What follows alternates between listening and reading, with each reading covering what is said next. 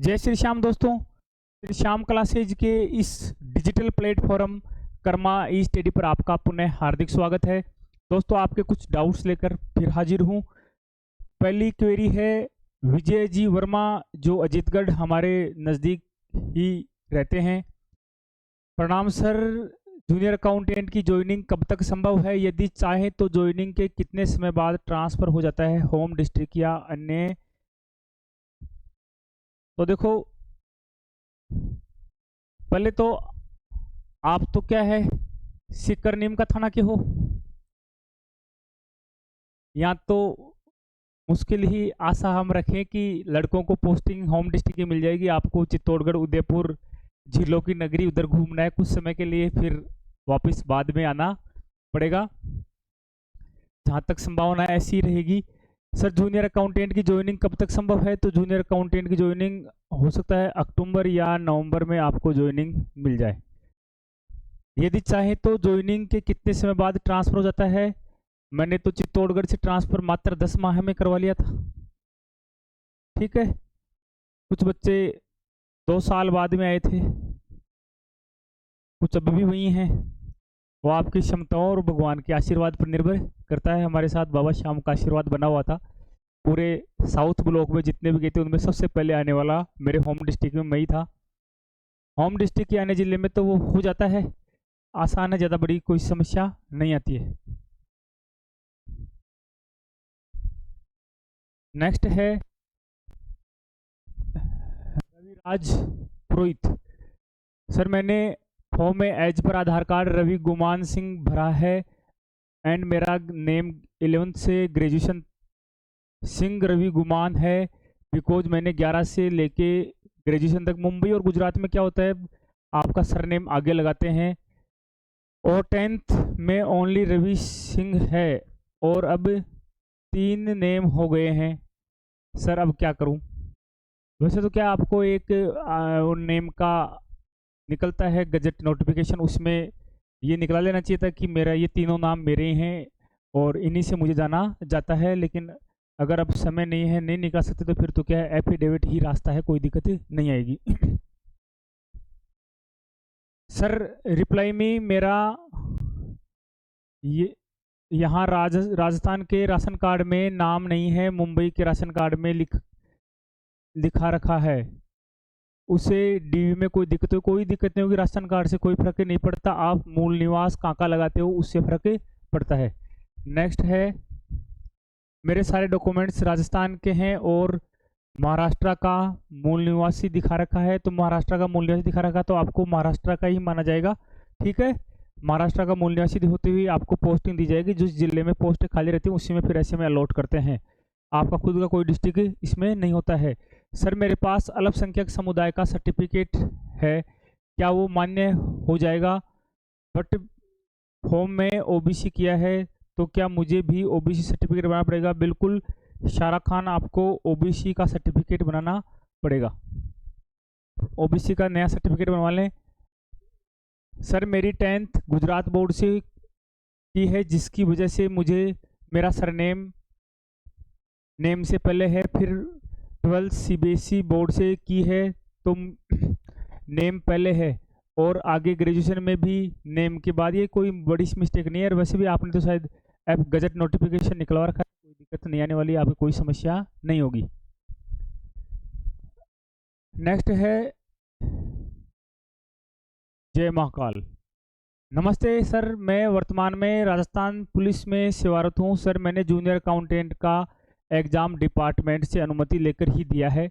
मुझे ये जानना है कि ज्वाइनिंग की जूनियर अकाउंटेंट की नियुक्ति से पहले अपना त्यागपत्र ज्वाइनिंग से पहले देना जरूरी है क्या? नहीं, आपको जब ज्वाइनिंग ऑर्डर मिल जाएगा उसके बाद में आप, अगर आपने पहले से परमिशन ले रखी है तो अपने डिपार्टमेंट को सूचित करोगे, ऐसे ऐसे फला फला एग्जाम में मेरा अंतिम रूप से चयन हो गया है। चयन उपरांत मुझे अब अपॉइंटमेंट नियुक्ति आदेश जारी हो गया है, जिसकी प्रति संलग्न है, और इस आधार पर मुझे मेरे नए कार्यालय में कार्यग्रहण की अनुमति प्रदान करें, तो वो आपको रिलीव कर देंगे नए कार्यालय में कार्यग्रहण करने के लिए, कोई दिक्कत नहीं आती है। इसका वीडियो मैंने बना रखा है, जब मैं पहले फॉरेस्ट में था तो उस समय मैंने भी ऐसी प्रक्रिया अपनाई थी, तो वो आप देख सकते हो। सर डिपार्टमेंट एनओसी नहीं दे रहा, क्या करें? वैसे तो डिपार्टमेंट अमृत जी, वैसे तो डिपार्टमेंट क्या है, परमिशन दे देता है, एनओसी दे देता है। फिर भी अगर नहीं देता तो कोई समस्या नहीं है। पुलिस में थोड़ी समस्या रहती है, समझते नहीं है नियम कायदे, अधिकारी खुद थोड़े मोनोपोली बना के रखते हैं। फिर भी कोई दिक्कत नहीं है, अगर ऐसी स्थिति होती है तो आप क्या है, रिजाइन देकर आ सकते हैं, कोई दिक्कतें नहीं आती है। नेक्स्ट है ऋतिक शर्मा। सर जी, आपने वीडियो में बताया था कि बीएड शो नहीं करी तो अब स्क्रूटनी फॉर्म में शो करना है, परंतु यदि अभी भी बीएड अपीयर्ड में ही चल रही है तो भी शो कर सकते हैं क्या? कोई समस्या तो नहीं होगी? बिल्कुल, अगर आप अपीयर्ड हैं तो करना चाहिए। साथ ही जो अभ्यर्थी तैयारी करना चाहते हैं आगे, किसी का ऐसे मकसद है कि मैं आरएस की तैयारी करूंगा या बीएड करूंगा, जो भी मतलब आपके कुछ भी ऐसे लक्ष्य हैं, तो ऐसे में आप कोई ना कोई रेगुलर कोर्स जरूर अप्लाई कर दे पहले से ही। रेगुलर कोर्स आपका पहले से अप्लाई रहेगा तो आपको इन प्रोबेशन भी आपको छुट्टियां उस कोर्स को पूरा करने के लिए मिल जाती हैं। ये गवर्नमेंट की गाइडलाइन आ चुकी है। तो ऐसे में अगर आप पहले से कोई रेगुलर कोर्स कर रहे हो तो उसे पूरा करने की अनुमति दी जाती है। तब तक आप आपका प्रोविशन तो बढ़ जाता है, वापस आपको प्रोविशन करना पड़ता है, ठीक है, लेकिन आपको आसानी से छुट्टियां मिल जाती हैं। पहले प्रोविशन में छुट्टियां नहीं मिलती थी, अब वो समस्या खत्म हो गई है। तो आप शो कर दें, कोई दिक्कतें नहीं आएगी।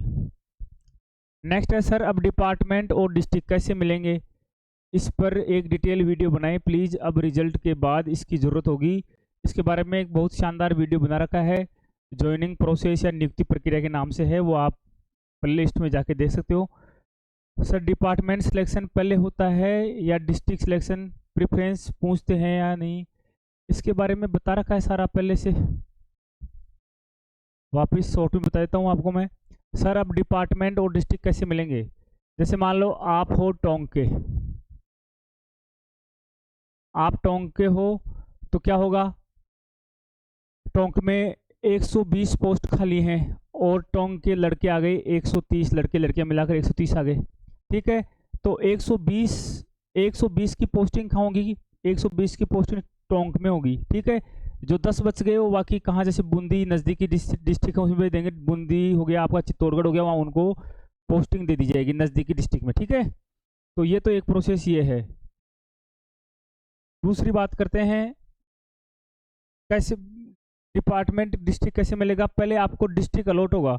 डिस्ट्रिक्ट अलॉट होने के बाद, जैसे आपको डिस्ट्रिक्ट अलॉट हो जाएगा, डिस्ट्रिक्ट अलॉट होने के बाद में उस डिस्ट्रिक्ट में कौन कौन से विभाग में पद खाली हैं, कौन कौन से विभाग में पद खाली हैं, जहां जहां पद खाली होंगे वहां पर इन 120 को लगाया जाएगा। तो पहले क्या अलॉट होगा? पहले डिस्ट्रिक्ट अलॉट होगा। डिस्ट्रिक्ट अलॉट होने के बाद ये देखा जाएगा कि उस डिस्ट्रिक्ट में कौन कौन से डिपार्टमेंटों में पोस्ट खाली है, उनमें आपको रैंडमली पोस्टिंग दी जाएगी। ऐसे नहीं है कि मैं शिक्षा विभाग में जाना चाहता हूँ, मैं जीएसटी में जाना चाहता हूँ, मैं आरटीओ में जाना चाहता हूँ, वो आपकी इच्छा पर निर्भर नहीं रहेगा, ठीक है। नेक्स्ट है सर, डिपार्टमेंट सिलेक्शन पहले होता है या डिस्ट्रिक्ट? तो मैंने बता दिया, पहले आपका डिस्ट्रिक्ट सेलेक्ट होगा, कौन से डिस्ट्रिक्ट में जा रहे हो, उसके बाद में डिपार्टमेंट सेकेंडरी है हमेशा ही, ठीक है। प्रेफरेंस पूछते हैं क्या? अब तक तो पूछते नहीं थे, अब भी नहीं पूछेंगे, अभी कोई पॉलिसी में बदलाव नहीं हुआ है, आपसे कोई प्रेफरेंस डिस्ट्रिक्ट संबंधी नहीं पूछी जाएगी, ठीक है। सभी पोस्टिंग रैंक के आधार पर दी जाएगी, जिसकी जितनी ज़्यादा अच्छी रैंक होगी उसको उसी आधार पर क्या है, उस डिस्ट्रिक्ट में पोस्ट मिलने की संभावना रहेगी। महिला और विकलांग को वरीयता दी गई है। महिला विकलांग की चाहे कोई सी भी रैंक हो, उनको अच्छी रैंक वाले से क्या दी जाएगी, वरीयता दी जाएगी। हमारे टाइम में हमारे जो सीकर ज़िले में 59 रैंक, हमारे समय सीकर ज़िले में जिसकी 59 रैंक थी, 59 रैंक थी, वो था चित्तौड़गढ़, ठीक है। अगर झुंझुनू की बात करें, झुंझुनू में राजवीर नाम से एक लड़का था, उसको मिली थी भीलवाड़ा। क्यों मिली भीलवाड़ा? क्योंकि महिलाओं से ही पोस्ट भर गई। जब महिलाओं से डिस्ट्रिक्ट की पोस्ट पूरी भर गई तो बाकी बच्चों को अदर डिस्ट्रिक्ट में भेजेंगे, नज़दीकी डिस्ट्रिक्ट में, लेकिन नज़दीकी डिस्ट्रिक्ट भी सारे भर गए। जैसे नज़दीक करके नज़दीक कौन होता है? झुंझुनू, वो भर गया, चूरू है वो भर गया। जब सभी नज़दीकी डिस्ट्रिक्ट अपने अपने जिलों से भर गए तो बाकी को दूसरे डिस्ट्रिक्ट में भेजते हैं। तो ऐसे में बच्चों को कहाँ भेजा गया था? किसी को चित्तौड़ भेजा गया, झुंझुनू वालों को भीलवाड़ा भेजा गया, किसी को राजसमंद भेजा गया, सीकर वालों को चित्तौड़गढ़, भीलवाड़ा, राजसमंद ऐसे भेजा गया था। तो कोई प्रेफरेंस इसमें पूछते नहीं हैं, नहीं आपकी कोई किसी प्रकार की काउंसलिंग होती है। नेक्स्ट है सर, एमई मिनिस्ट्रियल एम्प्लॉइज की सिलेक्शन प्रोसेस कैसे होगी, उनकी कट ऑफ के बारे में बताएं। इसके बारे में बता रखा है एमई कैटेगरी की प्रोसेस क्या है। कट ऑफ तो बहुत कम जाने वाली है, ज़्यादा संभावना नहीं है, यही जिसके 42 से लेके 44% के बीच में है उनका सिलेक्शन हो जाएगा। ठीक है, बाकी प्रोसेस क्या होगा, प्रोसेस ये जैसे मान लो 100 पोस्ट है, कैटेगरी वाइज बट गई, जनरल में बट गई, ओबीसी में बट गई, आपके ईडब्ल्यूएस में बट गई, ऐसे बट गई पोस्टें। ऐसे बटने के बाद ऐसे मान लो 36 यहाँ आ गई, 21 यहाँ आ गई, 10 पोस्ट यहाँ आ गई, ऐसे मान लो बट गई। ठीक है, ये आ गई आपकी एससी, ये हो गई आपकी एसटी, एसटी की हो गई 12, एससी की हो गई 16। ऐसे पोस्टें हैं, इस पोस्टों में से इनको बांटना है, मान लो 100 को बांटना है, तो क्या करेंगे, 12.5% किसका आरक्षण है, मंत्रालय कर्मचारी का है। जैसे मान लो या ईएसएम जो एक्स सर्विसमैन है उनका भी इसी तरह से है, उनका भी 12.5% है, उनको भी हॉरिजेंटल, ये तो वर्टिकल आरक्षण है, और जो हॉरिजेंटल आरक्षण होता है उसमें क्या होता है 12.5 के हिसाब से, मतलब कितनी पोस्ट होगी, मान लेते हैं 12 पोस्ट किसके लिए किससे भरेंगी, एमई से भरेंगी, और 12 पोस्ट किससे भरेंगी, एक्स सर्विसमैन से भरेंगी। तो इन 12 में से जैसे ही रिजल्ट आता है, तो रिजल्ट में जैसे मान लो 4 बच्चे ऐसे थे जिनका सिलेक्शन किससे हो गया, जो एमई कैटेगरी के थे उनका सिलेक्शन जनरल से हो रहा है। ऐसे ही 3 बच्चे किस में आ गए, ओबीसी में आ गए, 2 बच्चे कहाँ गए आपके ईडब्ल्यूएस में आ गए। ठीक है, कितने हो गए 7, एक यहाँ आ गया, एक यहाँ आ गया, कितने हो गए 9 बच्चों का सिलेक्शन हो गया, कितने हो गए 4 4 8 8 3 11। ठीक है, 11 बच्चों का यहाँ पे सिलेक्शन हो गया, 11 बच्चों का सिलेक्शन हो गया। अब क्या है, एक पोस्ट वैकेंट रह गई एमई की। ठीक है, तो एक पोस्ट वैकेंट रह गई, तो 11 नंबर के बाद में इसके नीचे 11 के बाद में जो भी एमए का बच्चा आएगा उसको एक को और ले लिया जाएगा। ठीक है, मतलब आरक्षण के अंतर्गत आरक्षण है। और इससे क्या होगा, आपकी 36 पोस्ट जनरल की थी, वो जनरल में से कितनी पोस्टें कम हो जाएंगी, अब 4 कम हो जाएंगी। अब कितनी बचेंगी जनरल के लिए, कितनी रह गई 32 पोस्ट। अगर ओबीसी की बात करें तो ओबीसी के लिए कितनी रह गई, ओबीसी के लिए 3 कम कर दो, 18 पोस्ट रह गई। तो ऐसे आरक्षण के अंतर्गत आरक्षण है। जैसे मान लो ओबीसी से ही कितने लग गए, ओबीसी से ही 10 बच्चे लग गए, तो ऐसे में ओबीसी की 10 पोस्ट कम हो जाएंगी, ओबीसी के बच्चों के लिए कितनी बचेंगी, 11 पोस्टें ही बचेंगी। जिस कैटेगरी में के बच्चे जितने आ जाते हैं उतने ही पोस्टें उस कैटेगरी की हो जाती हैं, कम हो जाती हैं।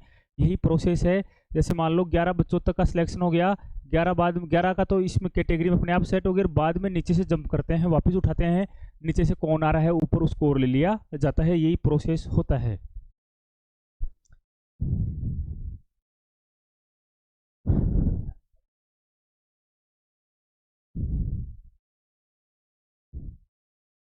सर मेरे को भी बताओ आरएस की परीक्षा की तैयारी करने का, जो भी आरएस बनने की उत्कंठा रखते हैं एक बार आप मैसेज कर देना, आप क्या क्या पूछना चाहते हैं। हमारे पिछले बैच में काफ़ी बच्चों का चयन हुआ है, 2 बच्चे तो जो मेरे से काफ़ी मिलते रहते हैं, उनकी बातचीत होती रहती है। और साथी हैं, एक तो हमारे सिक्का से थे उनको आरपीएस मिला है, एक जो चूरू से हैं उन्हें आरएएस प्रॉपर सर्विस प्रॉपर मिला है आरएस। ठीक है, वैसे तो आरएएस आरपीएस और आरएसीएस तीनों ही क्या हैं, प्रॉपर सर्विस हैं।